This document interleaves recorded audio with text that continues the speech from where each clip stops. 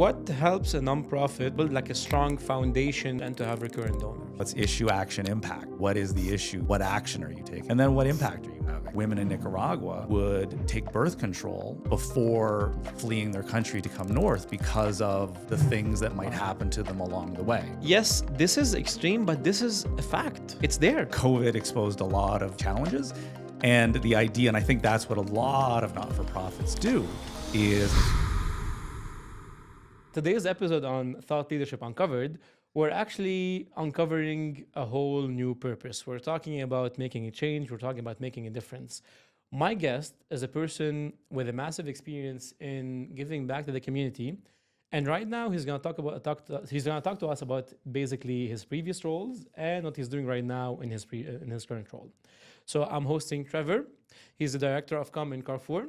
Yes. And Trevor, thank you for being on board. Yeah, thanks for the invitation. And Trevor, if I want to start, for someone who doesn't know you or who doesn't know what you do, who are you behind closed doors? Oh, man. Okay. Let's start there. I'll give you a context. No. We were kind of debating about the first questions. Yeah. My team threw in a couple of stuff. I had some suggestions. Yeah. My initial thought was, who are you when no one's watching? And they were like, no, that's a bit creepy. Yeah. And then I'd like to think I'm the same person, but okay. sometimes it's not, like some people we live in the social media world. It's different. So who are you behind closed doors? Yeah. Well, I grew up and I'm from BC, so I moved out here to Ottawa 15 years ago. I think I kind of keep the same sort of lifestyle, like the outdoor lifestyle that I grew up with. I try and adapt it from a BC context to an Ottawa context, which can be a bit of a challenge. But I've got two great kids, one's off to university. So Nice. I spent the last... Ottawa or? No, she's at York. So she's studying biomedicine. So yeah. Wow. Yeah. Her brain obviously works in different ways than mine because that is my not wife is a something- doctor, so it's Oh, there you go. There you go. Yeah, no, she's fascinated by it. The other one's trying to figure it out right now. But I keep active, try and go back and see my family as much as I can. I'm actually going back in December. Nice. Just a guy. If we want to talk about, let's say, because it's quite interesting when we we're in Ottawa, and then it's different. So every province, every city has its own feel. How was the move from BC to Ottawa? Ottawa, I moved out here because, young family, my kid's mom is from the area. And so, we moved out so she could be closer to her family. And I say, Ottawa, all things considered, is a great city. I love it. It could have been Moose Jaw, no offense to Moose Jaw. I do notice a difference here. Not only in terms of geography and your ability to be able to, be on a mountain kind of like in an hour or something like that. I really miss that aspect of it. But I do notice that there's a cultural difference. I find in BC, people seem to connect more around interests. At least that was my experience. Whereas here, it seems to be people are kind of more connected with people that sort of fit within their socio-economic kind of category. It's the corporate political side of it. Yeah, which is totally fine. But I do find that in Ontario, there's more of a, what is it? It's work. Yeah, it's more work focused. It's more on, your home is more of a focus, whereas in BC, I find it's more sort of based on interests. And I find that there's more of a cultural diversity and sort of ways of living and ways of thinking. Not to say one is better than the other, but that's just kind of what each one is an experience. Because why I'm asking you this, because in one of my previous episodes, I had the pleasure of hosting basically Sabrina, who is the executive director of Centertown, which is in downtown Ottawa. Yep. So they've been working really hard for the past 4 or 5 years to make it more. We have this stigma that Ottawa is boring. Ottawa is not boring. There's so many things fun. Yeah. But there's they've been working really hard to make a difference in the city, make it more artsy and funky and kind of thing. Yeah, Ottawa can be, by the fact that it's a government town, and that comes with a certain degree of predictability, and people kind of like the predictability of being, living in a government town. And I think it's just that willingness to try something different, try something new. You can only have so many sports pubs without somebody. But I think that's the challenge, right? Somebody has to be willing to take that risk, and then other people have to be willing to support them in taking that risk. I think COVID really had It an hit. impact in terms of people willing to take risks. I think that there were those people that tried something new and were kind of burned for it. But I think, yeah, I think Ottawa has, I think the younger generation is coming up. I think that there's going to be a lot of excitement over the next, I mean, we've got this nightmare. I'm hoping to see great things there. So yeah, Ottawa by no means is It's a good awesome. place to be. Actually, we were making fun of that and on that episode. Like, imagine only in Ottawa, you can see, for example, let's say you have the parliament, and let's say the Yeah. prime minister might be passing by, and like let's say funky people or artsy people walking around. Yeah. It's kind of, it has a beautiful. There's an mix. arts community. I mean, there's museums. We have access to the National Gallery of Art, things like that. I mean, like there are things here that you just don't find elsewhere in Canada. So Now, going back to Trevor. So you've spent a good number of years, and I say like a very good number of years, yeah. in communication and Yeah. nonprofits. Yeah. The original plan was to go into education because I graduated with a degree in English literature. Wow. Yeah, I saw Dead Poets Society when I was 18, and I wanted to stand on desks and recite Walt Whitman, but decided that I did not love English literature, and so my Was dad. it after you graduated, or No, when I graduated from high school, that Okay. was sort of what I wanted to do. And then I realized that I did not love English literature. I didn't want to make a career out of it. And so my dad had said, if you can communicate, then you have a skill, right? And that Correct. skill will be able to support you in some capacity or other. So, I couldn't quite figure out what I wanted to do. I traveled for most of my 20s and just kind of fell backwards into communications. Like I didn't know of a career in communications. Like communications was sort of PR. And I think, Correct. in the 90s, PR had a bit of a bad rep, the idea of like corporate spin and things like that. And so I just kind of like stumbled into the idea of communications in terms of community engagement, in terms of not-for-profit and things like that. And so it started at Vancouver Aboriginal Child and Family Services Society. Right. So VACFAS is a community-based organization that supports children and families in Vancouver. And largely a lot of these families How long was that? How long ago? Yeah. Ooh, this would have been 2002, maybe 3-ish. Because I'm trying to connect. So, so it was your first experience in the nonprofit world. Yeah, that was my first. I'd done some work in terms of for-profit, like writing proposals for grants and things like that. But this was my first foray into not-for-profit. Because it's very interesting for me because speaking with different leaders and different thought leaders in for-profit, non-for-profit, and such, to try to understand when and how would someone decide to go for non-profit and especially communication. Well, yeah, I mean, I knew that I had this ability, this skill to be able to communicate. And then it's kind of like, where do you want to use this skill? And I knew that I didn't really enjoy it in the for-profit space. And so I found myself, having an opportunity to use it in the community, in the not-for-profit. And so with VACFAS, they were working with, supporting families, child protection, supporting Indigenous families in terms of, how to be better parents, how to get their children back. And so for me, that was really interesting in that you're in a situation where, you're really seeing kind of what the community needs. Like these are some families, some people that are going through a tremendous challenge, right? And so this organization was supporting them through it. And so through that, like I had no real background, no real sort of experience working with Indigenous communities or people before that. And so all of a sudden, there I am. I'm in naming ceremonies. I'm in, listening to families talk about surviving residential schools, the impact of colonialism. And it just sort of not only opened up my eyes to the reality of what a big chunk of our country's history, is about, but I would hear things from, people that I knew, and they would have these misconceptions about Indigenous people and, they're so lucky because they get their university paid for, things like that, right? Yeah. And then I felt like I had sort of knowledge to be able to counter those arguments with. And that was empowering to me, and to sort of feel like I was part of an agency that was having an impact in people's lives, and 100%. that there is a value to communications and storytelling, and, not only for the general community, but for people that are in need of those services. So to me, that was kind of that like light bulb moment where I was like, oh, okay, I can use my skill to make life better for people and to make life better for myself. Like the learning that you can do by, being a bit of a knowledge broker it was really empowering.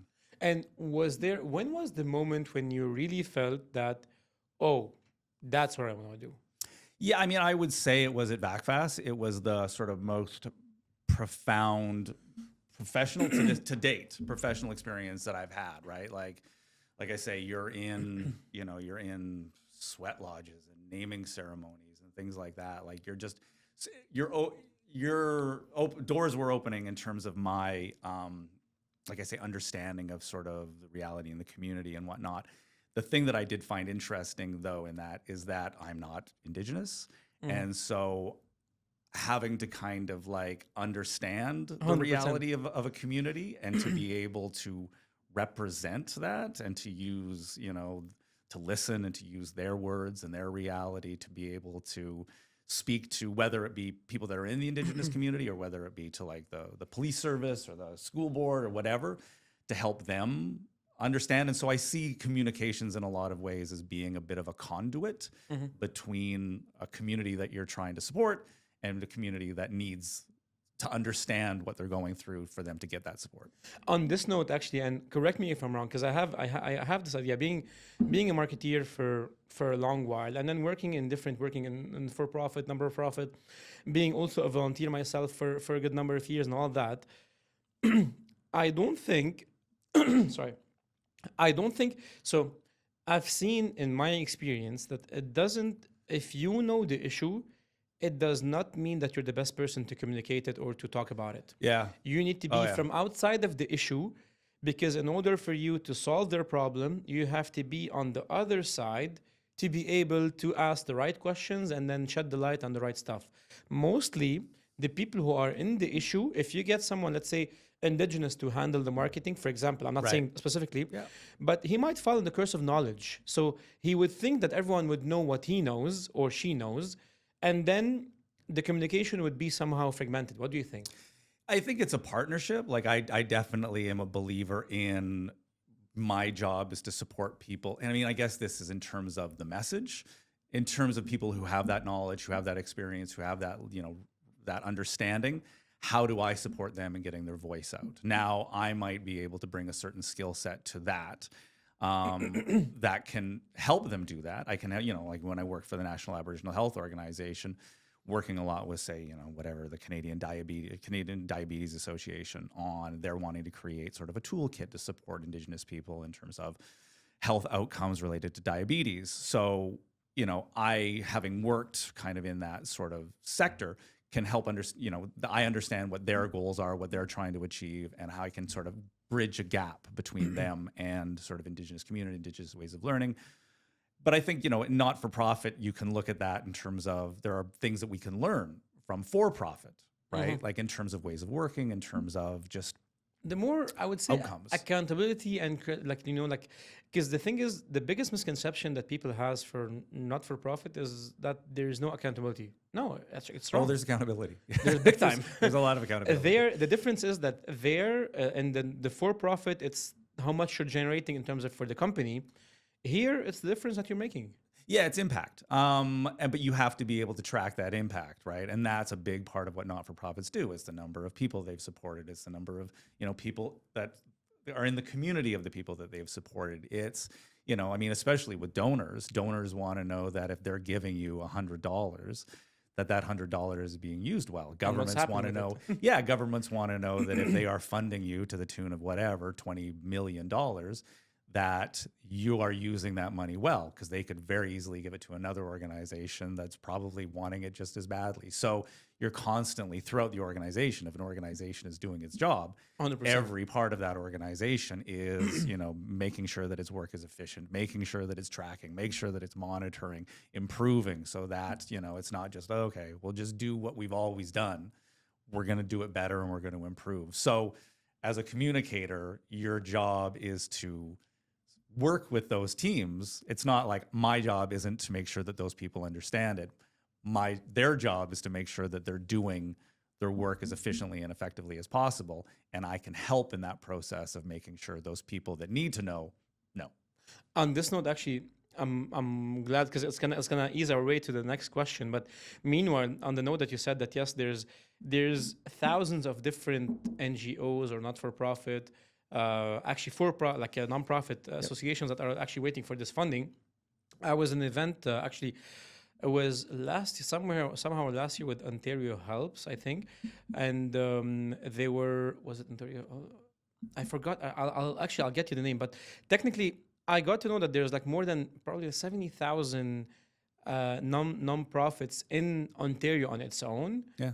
And from those, probably like a fraction is actually full on effective. The rest are probably smaller. So just think of how many people are, how many associations are trying to help, or organizations trying to help. Yeah.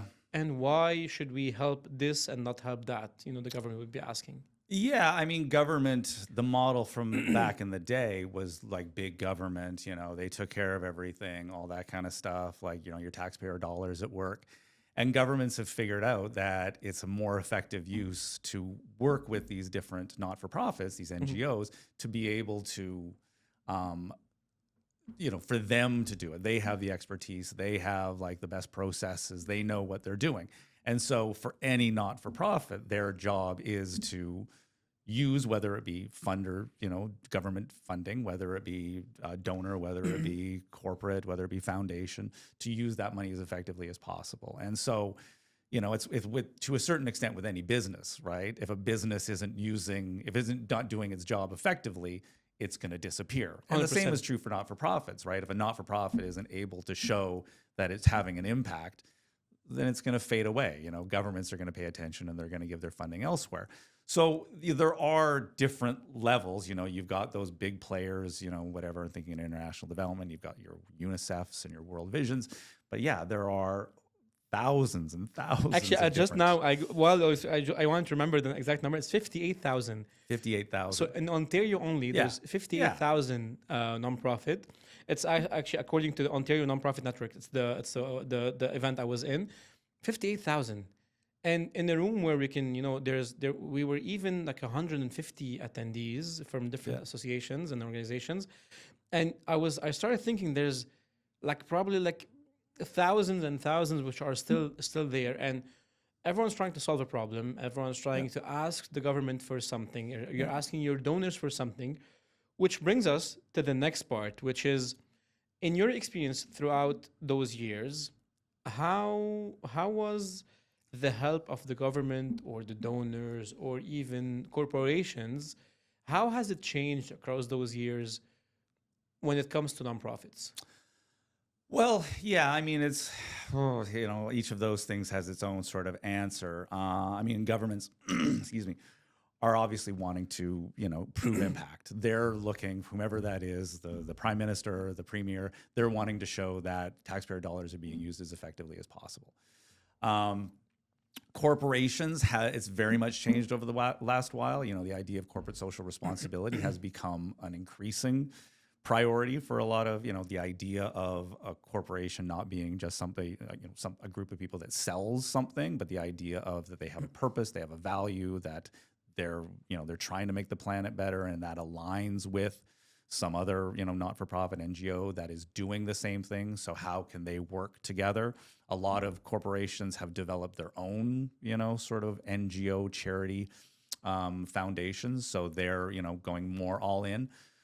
Donors, it's a hard thing. I mean, COVID really had an impact on donors over the last while. I think donors are exhausted. I think drained. There's just a lot of competition out there. Back in the day, it was kind of like, I donate to this charity and I donate to that charity, and that's what I do. Whereas now, I mean, it's kind of like what you talk about with podcasts, right?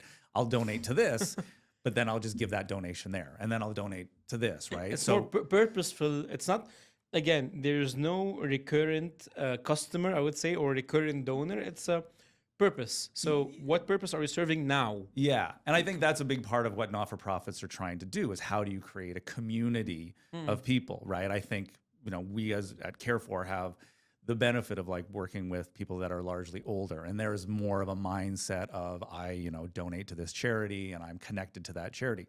Younger people, I think it is a little bit more, I saw that post and that inspired me to respond to that.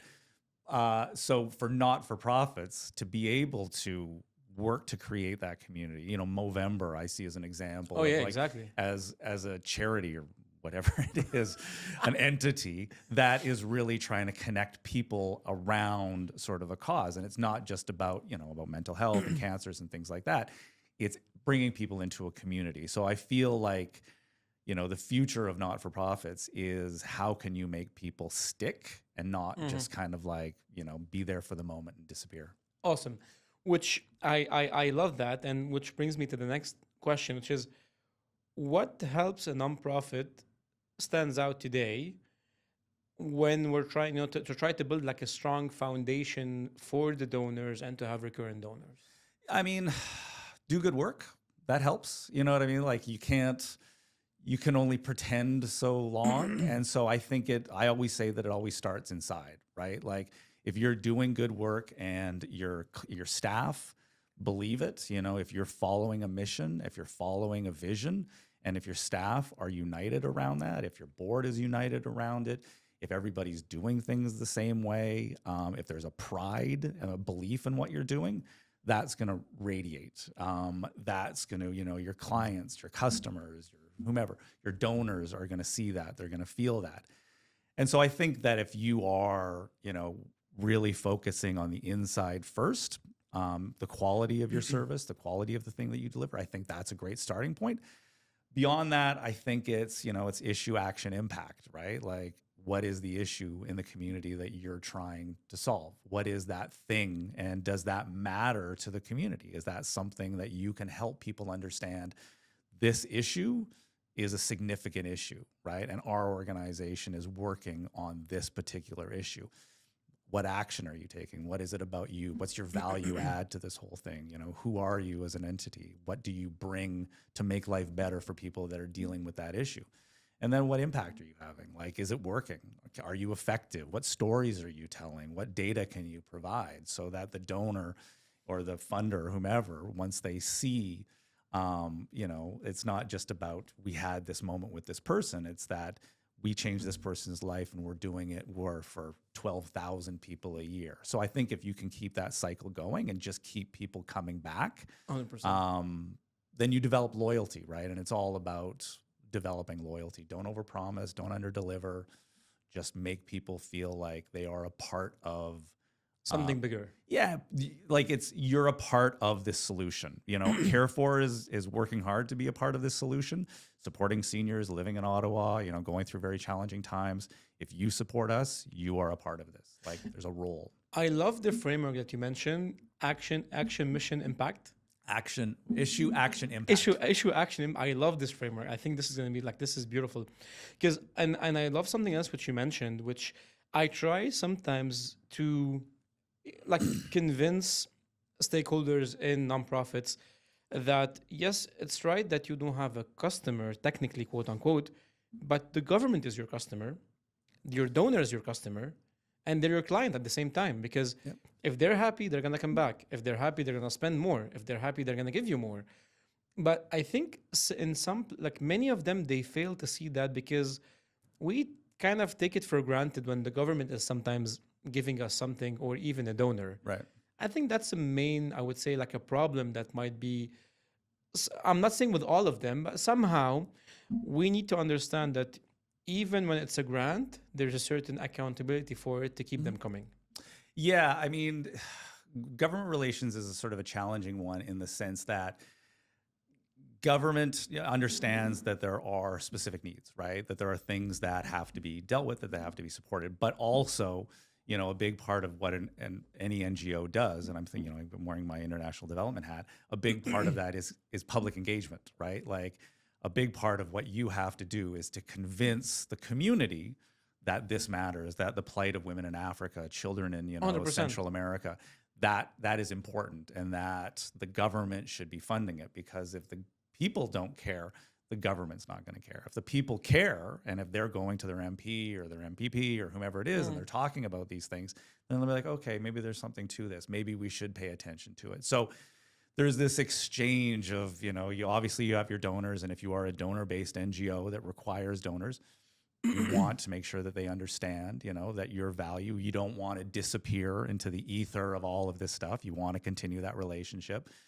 you want the government to be involved and for them to understand you have those direct lines. But yeah, there's that other sort of missing piece, which is just how do you make sure that not only people understand your charity, your not-for-profit, but just the bigger picture, like what is, that the plight of people overseas matters, or the work that I do, the plight of seniors in our community matters. So, sometimes that's you as a not-for-profit working individually, but sometimes it's better to work together. Sometimes it's get a whole bunch of people into the room together, a whole bunch of not-for-profits to be able to raise the water level so that some of the larger ones, will benefit obviously, but that, some of those smaller, those 58,000 not-for-profits that you talk about, they can benefit as well just by the fact that people are starting to pay attention to this issue. People are starting to care about this issue. Governments are starting to care. So it's all this kind of collective Effort. soup that we're creating together. Yeah. On this note, I'm gonna ask you I'm not gonna say like it's a controversial question, but it's kind of like it's a conversation which has been happening online. With like the budget happening, with the whole the problems that are happening in our country, in terms of inflation, housing, so on and so forth. And then versus at the same time, you would see, let's say our country is helping X country in X problem. Yep. And they would, you have two schools, have some of them would say we're a great nation and we have to be helping internationally. Yeah. And then the other would say, before helping outside, I need to help inside. How would you see that? Yeah, I mean, it's a tough one, right? I think in the sense that generally, when you see the economy being strong, people are more sort of far-reaching in terms of their vision, right? They're more sort of open to supporting. You would see that in the 90s, right? When the economy was a little bit stronger, people were more open to, whatever the stories of people overseas, the non-for-profit or the international development community. I think their story was resonating more. But when things started to feel hard at home, then yeah, people, food banks start getting more donations, things like that, right? It becomes very much in my community, which I completely understand, right? I think people, when they see their own reality, they see sort of the potential of disaster striking them or disaster striking somebody that they're close to. How can I make sure that those systems are strong in case I need it, in case somebody else needs it? When it does come to, the topic of international development, I mean, we talk about it, I say we by being the fact that I used to work in the sector, but people in the sector talk about it in the sense that, we have benefited in the West by historic damages that have been done around the world. I mean, that's the indigenous problem. We have benefited as the non-indigenous community by damages that have been done to indigenous communities. I mean, the fact that we are in Ottawa right now in the studio, things have happened in the past that have been detrimental to indigenous communities. Things that have happened in Africa in terms of bank loans, in terms of, resources, have been detrimental to those communities and have supported us. So I do feel that if we look in the immediate, that's not our problem. Well, it will be. Well, and yeah, we are the benefactors of things that have happened in the past. And I think by supporting, and you can see sort of the for-profit model working its way in, if we are able to not necessarily just about aid, but if we can invest, if 100%. we can support, local businesses and being able to improve and being able to build themselves, then you're going to see those communities getting stronger, those countries getting stronger and participating in the global economy.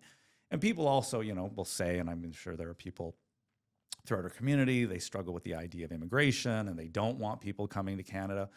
Well, if we are strengthening these countries and we are helping them be, more economically sound, and then people are going to be less inclined to immigrate. So if we are, and the amount of money that people think goes into international development versus the amount of money that actually goes into international development is so different. There's such a difference. And so if we are able to invest more in supporting people, and I mean, and I work this in terms of anything, if we are investing in terms of home care, which is where I currently work, if we are able to invest in supporting people in getting care in their home, those people aren't going to be in hospital. They're not going to be, that you'll need less and less and less. Yeah, that money that we sort of look at the burning need, right? People are in hospital. That's where the need is. And don't get me wrong, obviously there's a value in supporting our hospitals.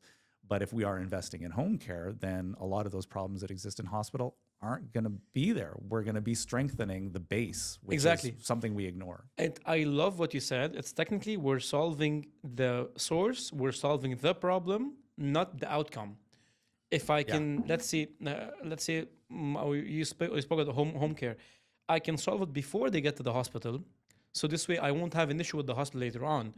If I build more hospitals, as much as I build, if I have more issues, I'm gonna need more hospitals. If I have less people in need of hospitals, then it's like building more prisons is going to solve crime, Exactly. right? Like that's, and that attitude has always been there, right? Like just there's always been an institutional way of thinking, and I say that in terms of institutions. Yeah, and I think our hospitals, our healthcare sector, and we can talk about this later.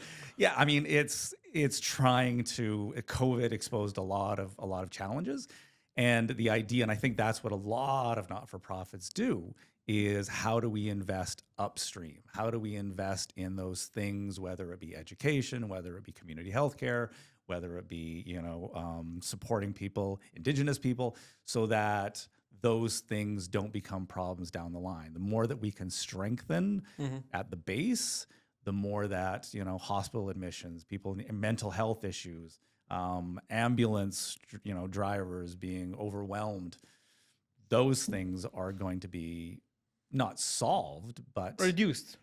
And the cost of solving those problems upstream Is less than is going to reduce. It's going to reduce the cost, because the cost of somebody in a hospital is $700 a day.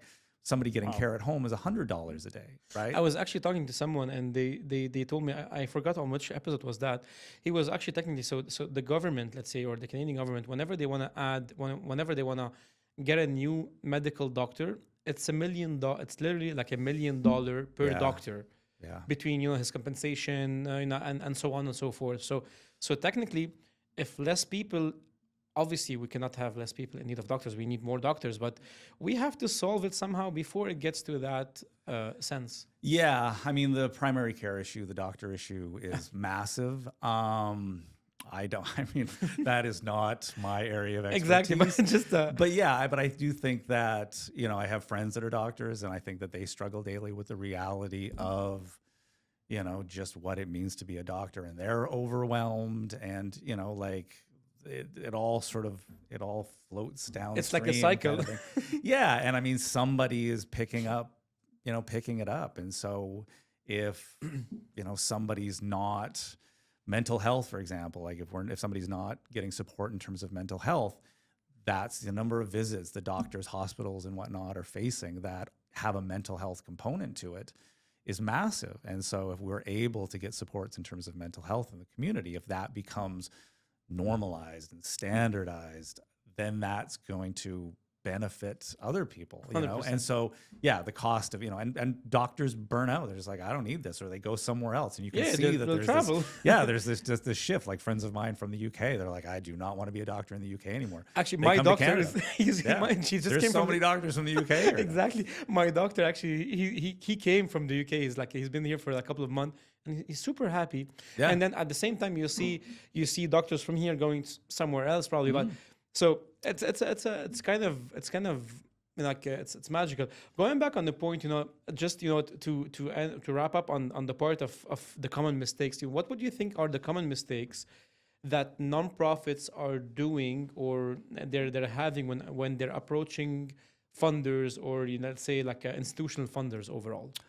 I think not knowing what those funders' goals are. You know what I mean? I think not-for-profits can be often very much about us.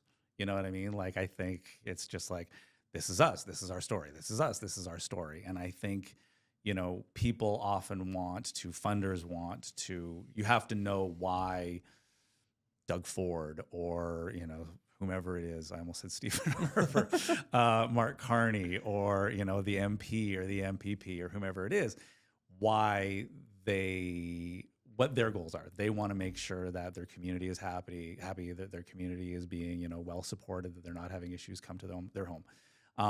Donors, they want to know that often that whatever it is, that the issue that's facing them or facing their sort of their loved ones is being dealt with. And I think a lot of not-for-profits, they don't talk about the issues that are going on in the community. They don't talk about, the impact that they're having, the stories, the reality affecting those individual peoples. It can be very much like us, because, there is a certain mindset that I think a lot of not-for-profits have where, we're struggling to survive here. Like, we want to make sure that people know about us. We want to make sure that 100%. our name is, known out there. And I can understand how like it becomes very much like logo, name, It's website typical corporate. forward. Yeah, totally. Like, remember us. And I get that, but I think that there is an exchange there about, it being about the impact in the community, the person that's being affected, what their goals are, what the donors' goals are, what the MP's goals are, all that kind of stuff. Like, just making sure that you are giving them what they need. And I think part of it is also, if that donor, don't go chasing that donor. If that donor is interested in, if you're an environment, a health organization and they're interested in the environment, let them go. Like, if somebody, is focused on some area, let them go. Just don't try and be everything to everybody. Know who your core audience is. Who's your audience? 100%. Which, that's the best smooth transition to the next part, which is basically about storytelling, trust, and communication. So when communicating with funders and partners, what makes a story compelling enough to influence their decision making?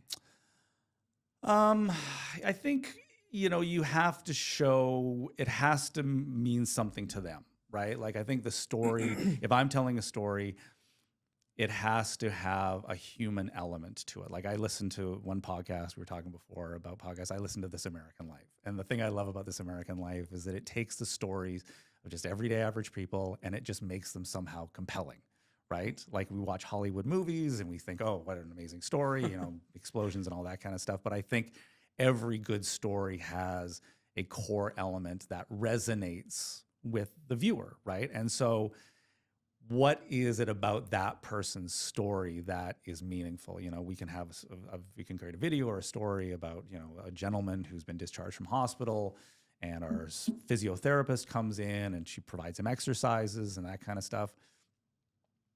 Okay, great. But who cares, right? Yeah. There's something about this person that he has a goal. He wants to go and see his daughter at her Christmas recital, right? That, I think, means something to people. The idea of being elderly and the idea of your body kind of failing you and what that means, your lack of connection to your community, the lack of connection to your family, like that, people can, that resonates with people. That means something, right? And so if you can tell that story and then connect it down the line to, these are the services we provide and this is what we do for whatever 1,200 people, a month or something like that. This is how this impacts the larger healthcare community. I think you can sort of draw from that, but you have to start with that thing that is meaningful to that individual in a human kind of way. Mm-hmm. And then I think that makes sense to somebody else. I think the other piece of it is injustice, right? I think those stories of, sick kids, I think that's a story of somebody, a woman who's being abused in, Nigeria. I think that there's an injustice to those things. And I think we as Canadians are people that believe to, largely injustice, universal healthcare. 100%. We want to support people. We want people to live a fair life. I mean, what you say is when you're a kid, that's not fair. Exactly. Fairness is such a big part of like the human experience. And I think if you can show an injustice is being done and that there's a role for the donor, the funder, the whomever in rectifying that injustice, then that's empowering. And I think that's a big part of storytelling. You can tell the story, but you have to have a piece in that for the viewer to be like the call to action. You can stop this injustice. Children having cancer, that's an injustice. Your donation is stopping that. A senior being isolated by himself, and his family lives across the country, that's, there's an injustice to that. And so how can you as a donor make sure that that senior is looked after?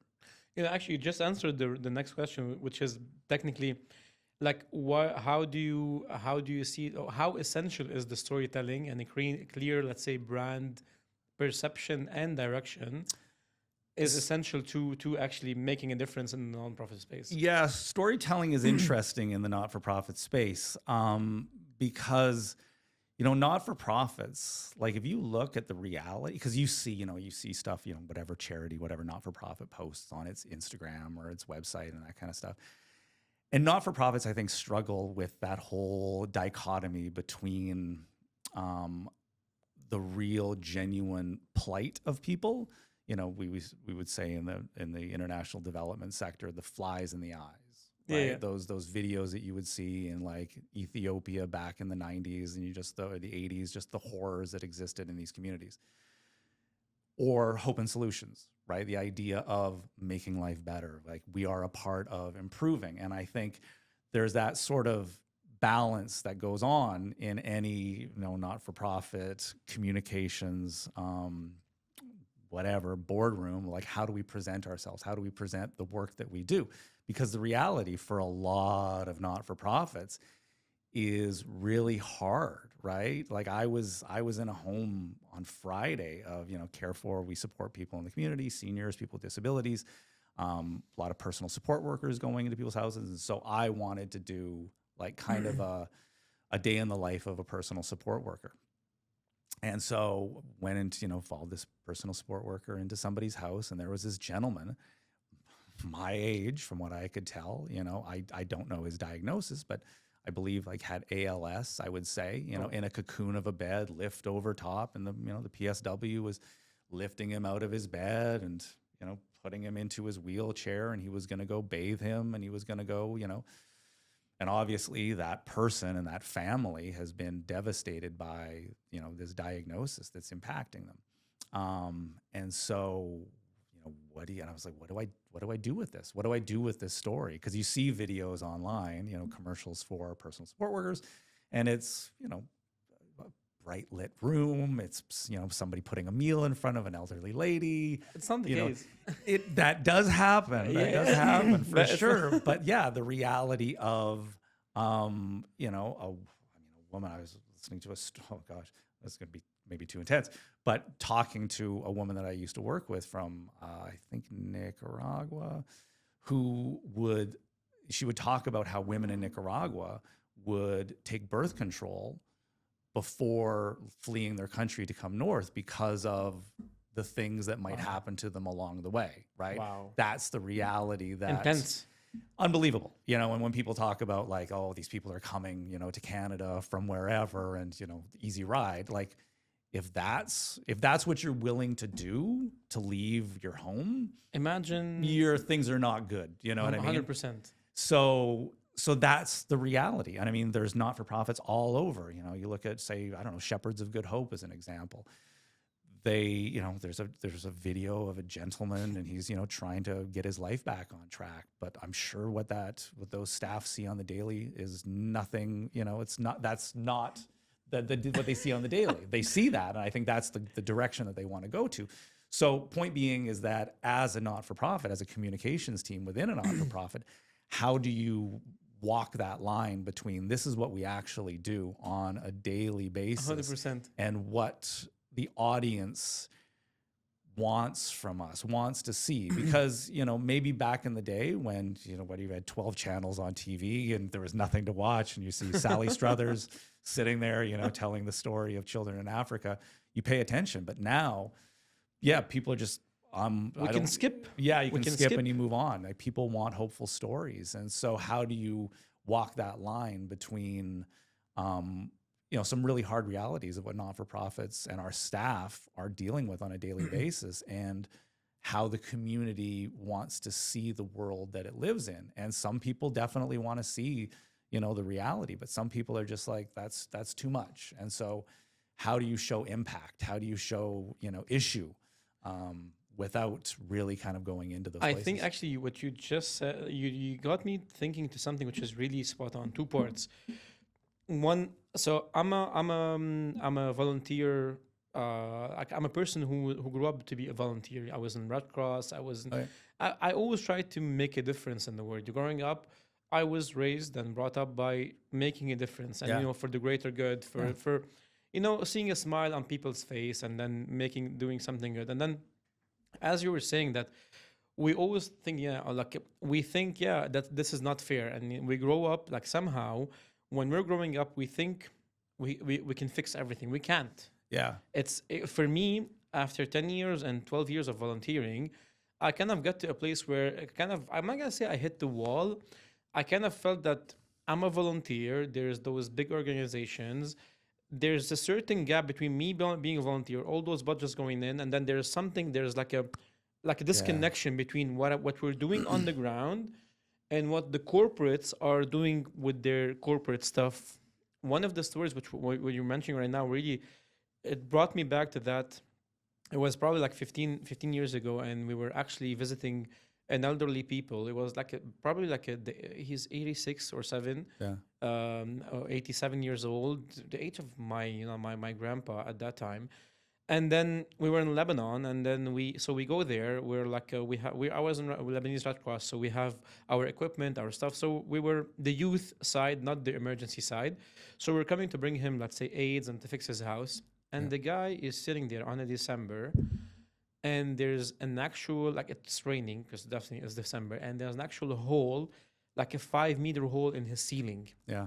And I'm looking at the elderly man sitting on his bed, and the water is dripping from the ceiling.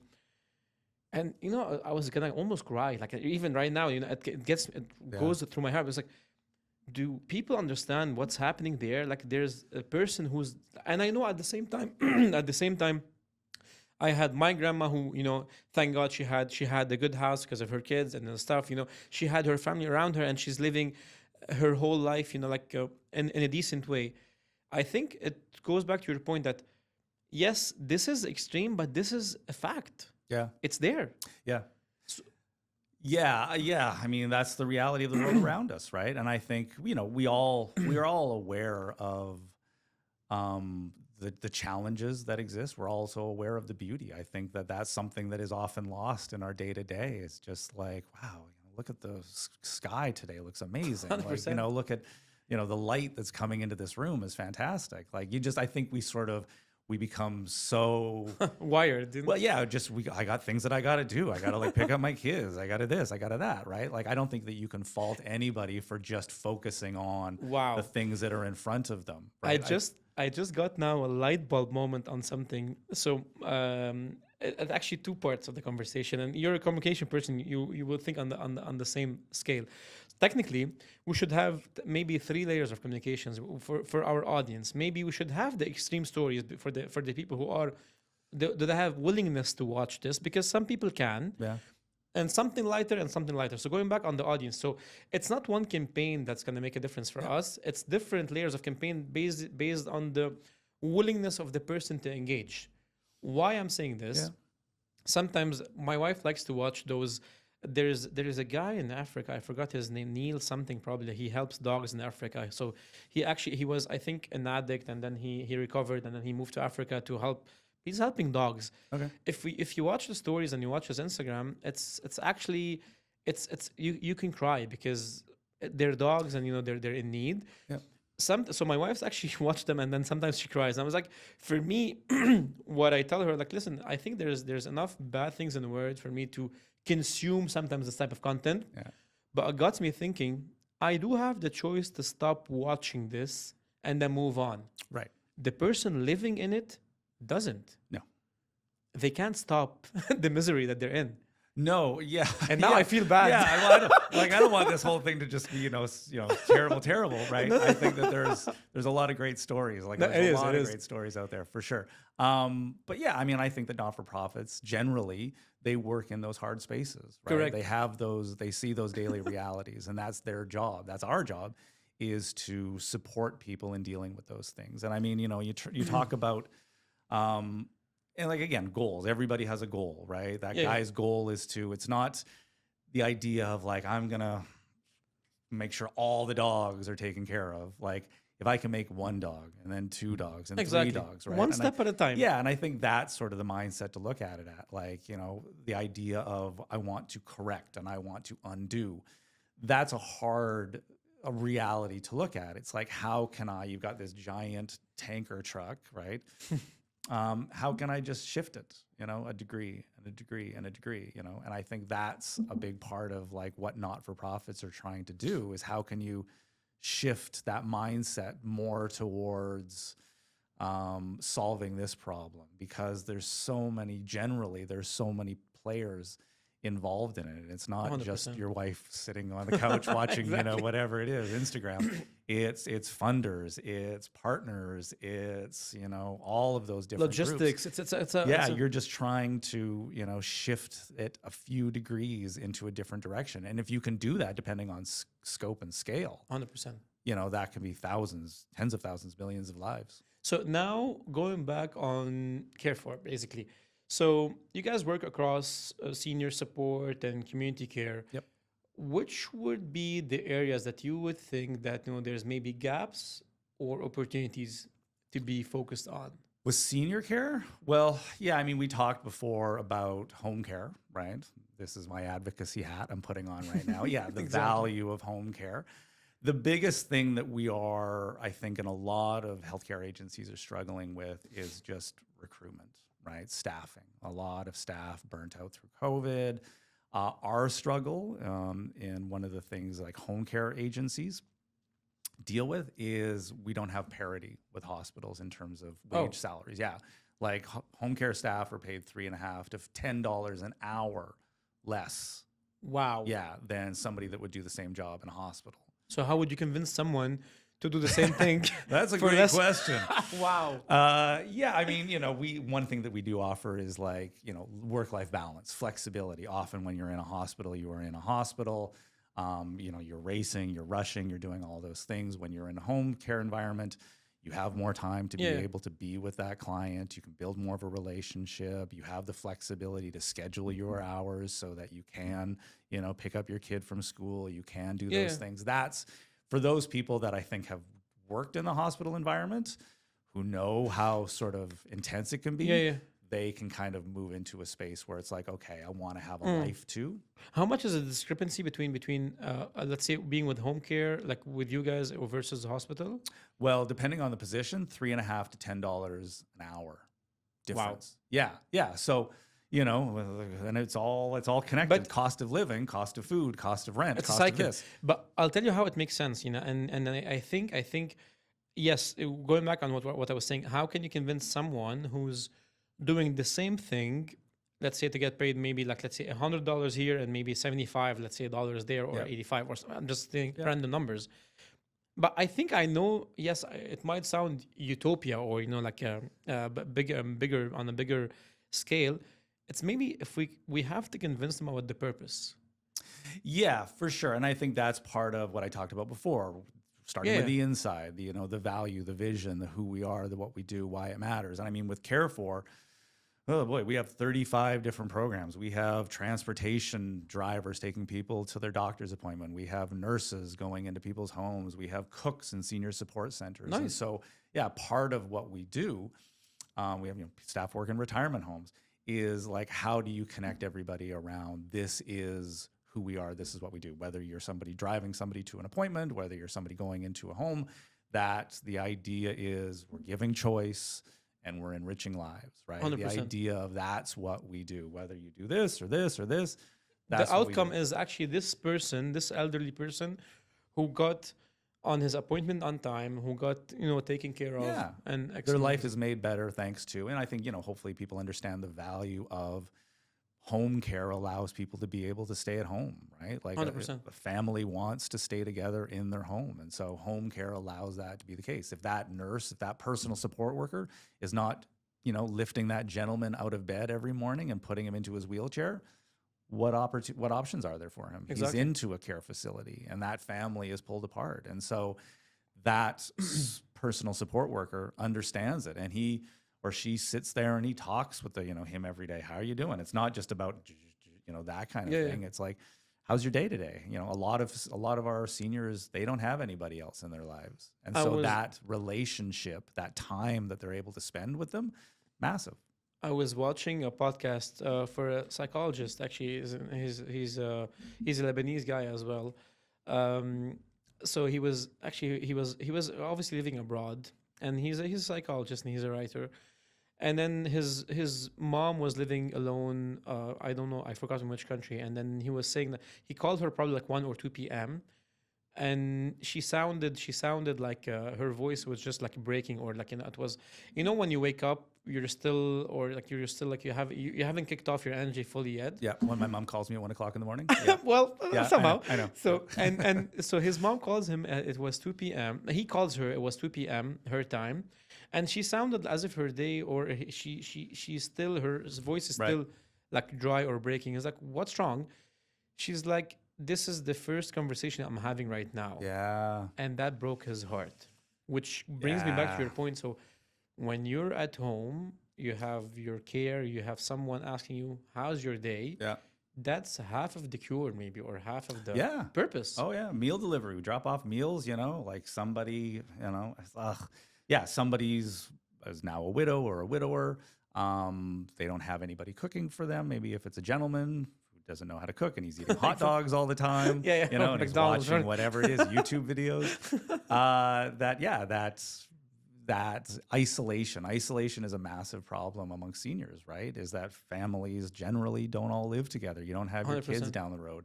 And so that meal that's coming to somebody's house is not just a meal. Like it's, obviously it's nutritious, it's 3 courses, it's all that kind of stuff. But yeah, somebody sits in like, hey, Bob, how's it going? How are you doing? Oh, what's going on in the world today? That kind of stuff. Knowing Wow. that guy is going to be coming by, in a couple days.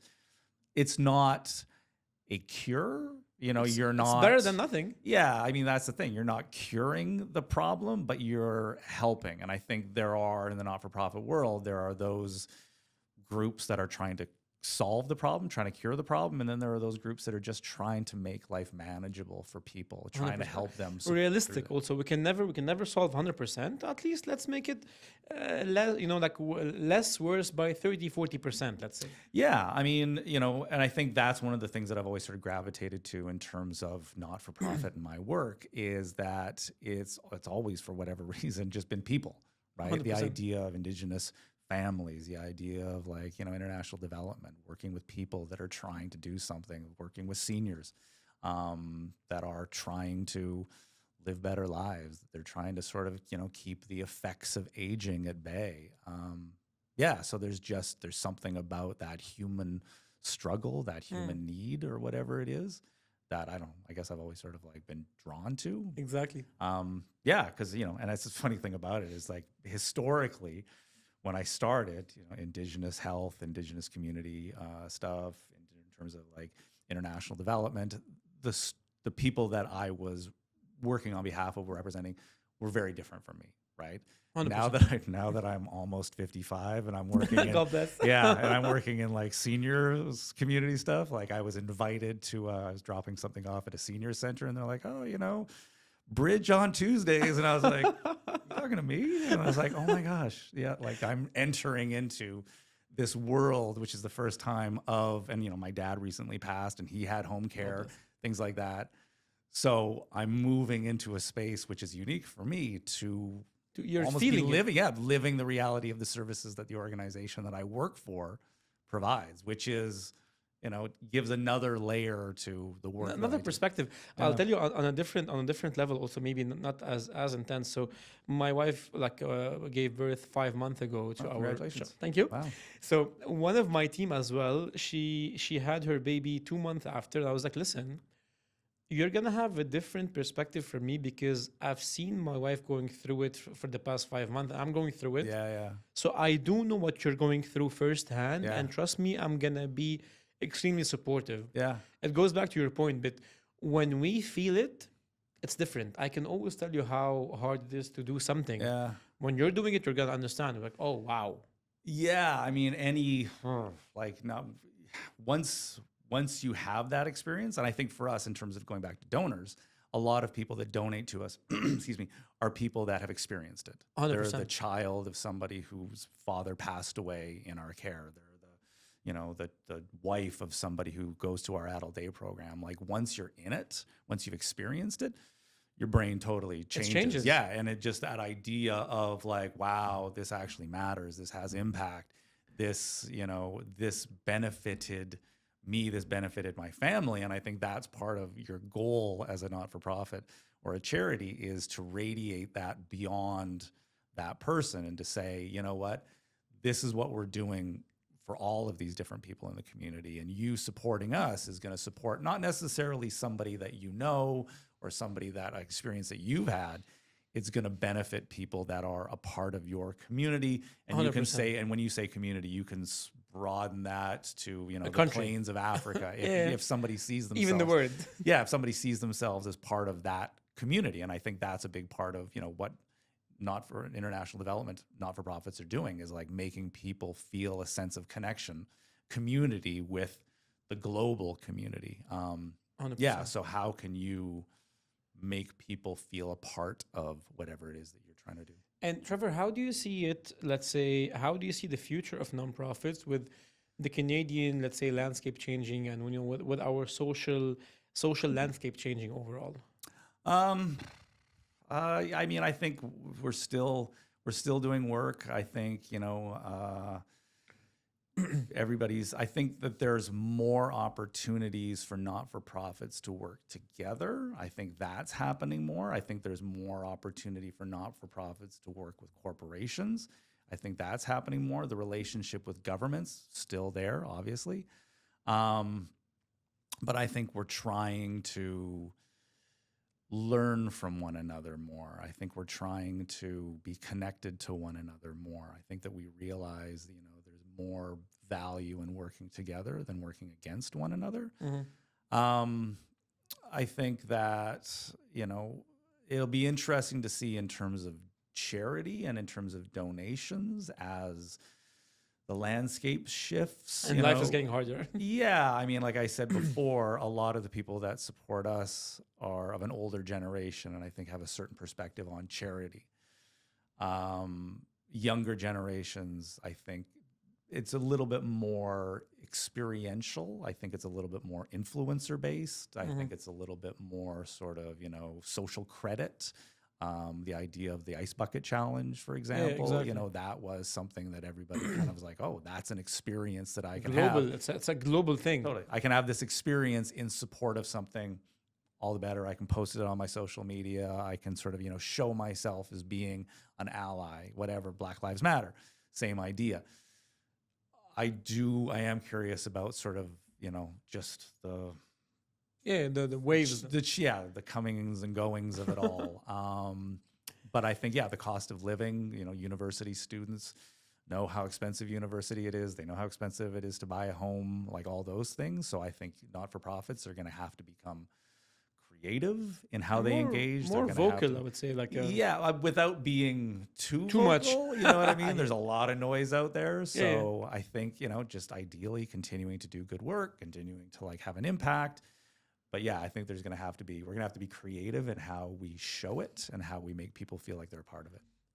Going back now, let's say for the last two short questions, that what initiative or what are you most proud of in terms of, you know, like if you look back on those, I would say 15, 20 years, what's your biggest pride and what are you most proud of?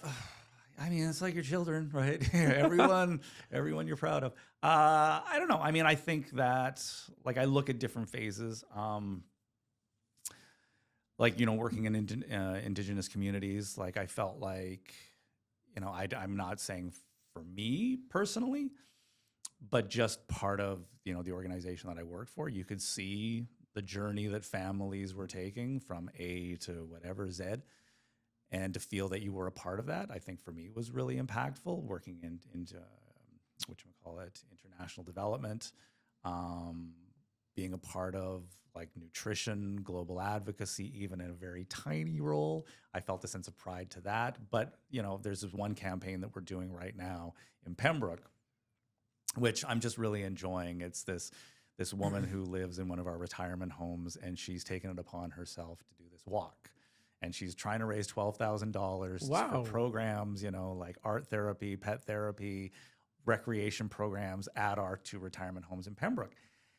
And just to see like the spirit that she's bringing to it and to like work with her, because to me, like that's, I think what not-for-profits love. They love seeing somebody who knows what you do, knows your mission, Exactly. knows the reality, and is like willing to put their hand up and say, yeah, I want to help you Wow. do your thing and to do it better. And just to see the community kind of rally around her and, you know, It's all the more positive impactful. message.